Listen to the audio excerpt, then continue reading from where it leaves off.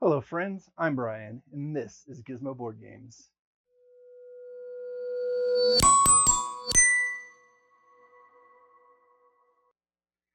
Today I am talking about my 10 favorites, or 10 of my favorite, open drafting games.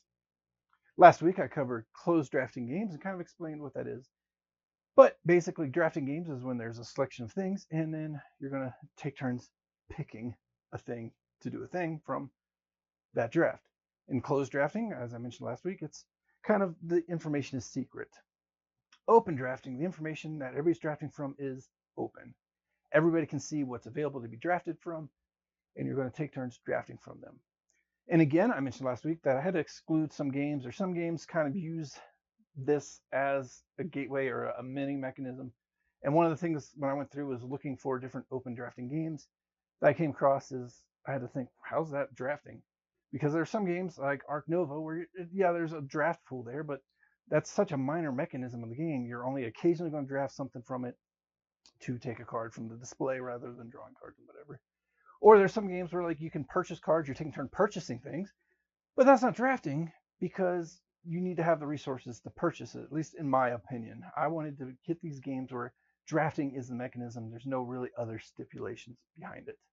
And so we're going to look at the open drafting games now. And this is, again, kind of my favorites combined with how well they meet the topic of open drafting games. And we're going to start off with my number 10, Coimbra. And this one fits the bill because it's dice drafting.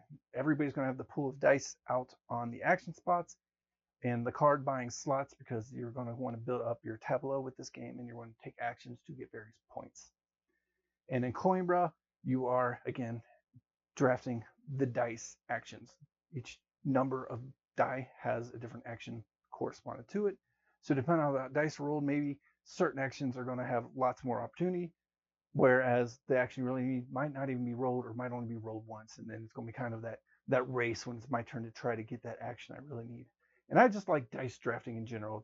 It's the variability without all of the deck shuffling and stuff. So it adds that little bit of tension to it.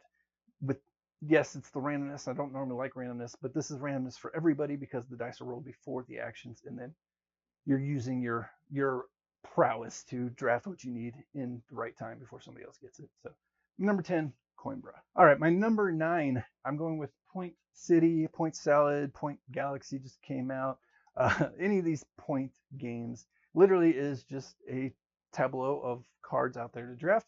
And one side are going to be points, the other side is going to be the resources towards getting the points.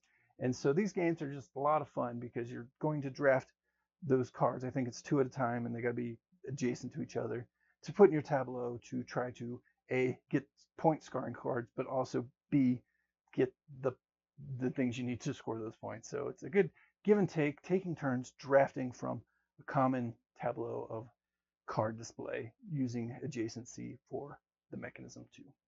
I really enjoy the point games, and Point City is the choice I have just because it adds just a little bit more to it. All right, my next choice is Azul, and I have the mini version. You can get the big version. This one's a little bit cheaper, so if you just want to get into the game for a lower cost, you can get the mini Azul or the big Azul. They play the same. There's different even variances of Azul. I've not played any of the variances actually, but I like the base Azul just fine. In Azul, you're drafting tiles of the same color from the various pools around the table to add to your tableau area to score points based on the color and adjacency and how they line up and everything that. But everything you don't draft is going to go into the middle of the pot and make that one more lucrative for the next player. And I really like this give and take of managing the draft with trying to not feed into the main pool for the next player. But again, if you overdraft, then they could work as negative points. So maybe you do want to entice them to, yeah, you're going to get 4 of them, but you can only use 2 of them. And the other 2 are going to go into the garbage streak and start costing you points. So I really like Azul. It's a fun game, and it really fits this open drafting mechanism with the tiles. All right, for number 7, I've got an interesting draft game. It's Circle the Wagons. It's a button shy game, so there's not much to show you. Another similar game I had like this is Patchwork, was on my short list. But I decided to go with Circle of Wagons for 2 reasons. I like it better than Patchwork, I think, and I like the mechanism at play just slightly better.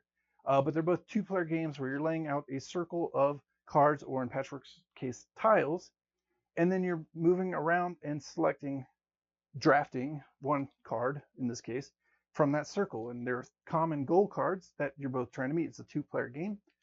And so as you draft, you're trying to draft towards meeting those common goals. So you both know what you're both trying to draft towards. But B, if there's a nice juicy card 3 cards away, I could take that card 3 cards away, but whatever I'm leaving behind automatically goes to my opponent.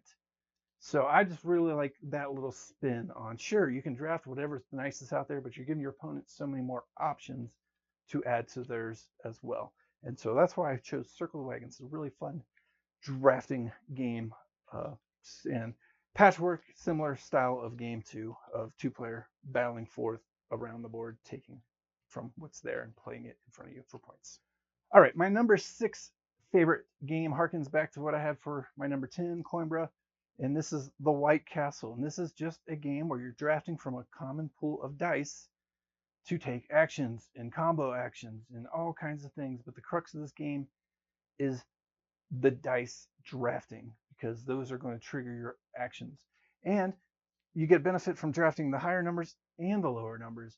The lower numbers are going to get you an extra ability if you draft a low number, but you're going to have less power with that die, whereas you're going to have more power with the bigger die typically, but that's all you're going to get. So it really is that little back and forth of, we both kind of want the black die actions probably, but do I take the lower one and get the bonus action?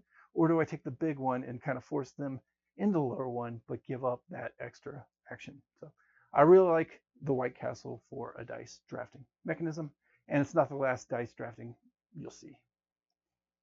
All right, my number 5 is a game also found everywhere, probably in almost everybody's homes at this point. If you're watching gaming videos, you've probably got Ticket to Ride on your shelf too. This is a German version, so it might look a little funny, Zug am Zoom, but it is Ticket to Ride. In Ticket to Ride, the drafting is half the actions. You've got a display of the train cards of various colors, and you're going to draft 2 of them into your hand to be able to lay them out later to build up your routes and train tracks and things like that. So if you're really curious of what I mean by open drafting and you've played Ticket to Ride, that's what it is. It's taking from that display of, in this case, the train color cards and getting them into your hand so that we can use them later. Ticket to Ride, just so much fun, such a great lightweight game for the whole family, and really I enjoy that, the tension of hopefully they don't take that green one, because I really need that green train to be able to complete my route next time. So I really like this game. I like the push and pull of Ticket to Ride. My number 4 favorite game for open drafting is the Magnificent. And this is another dice drafting game where there's a common pool of dice of the 3 or 4 colors. One of them is wild though. Colors of dice that you're going to use to activate your action cards. You have 4 action cards every round, and you're going to be able to use that dice to draft and take actions of varying power. And the more of the same color dice you get, the bigger power you're going to get as each successive action takes place, because you're going to add them to the ones you've already pre-drafted. On the downside, at the end of the round, you're going to have to pay for all those pips you just drafted in the round. So you really got to make sure you're managing the money with the actions. Do you really want a big action turn? You better find a big money turn, so that way you're not going negative points for having drafted those big number values. I really like the Magnificent. It's such a simple, complex game. And I mean that there's only 3 actions. You're dice drafting, you're taking 3 actions in the game. But the way you take the actions, the way you manage those actions, there's so much complexity and wealth in it. One of my favorite games, The Magnificent. And for my number 3 favorite open drafting game, similar to Ticket to Ride, this one is found everywhere except in my office. I don't have it. I never have owned Splendor. I've known people who do own Splendor. I really enjoy Splendor. In this game, you're drafting from the different poker chip colors, and once you get enough out that you can purchase cards with them, so you're drafting cards and spinning the poker chips, or you're drafting the chips to get the cards. So it's kind of a double drafting going on here as you race towards both the chips you need and the cards you want to eyeball to build up your engine.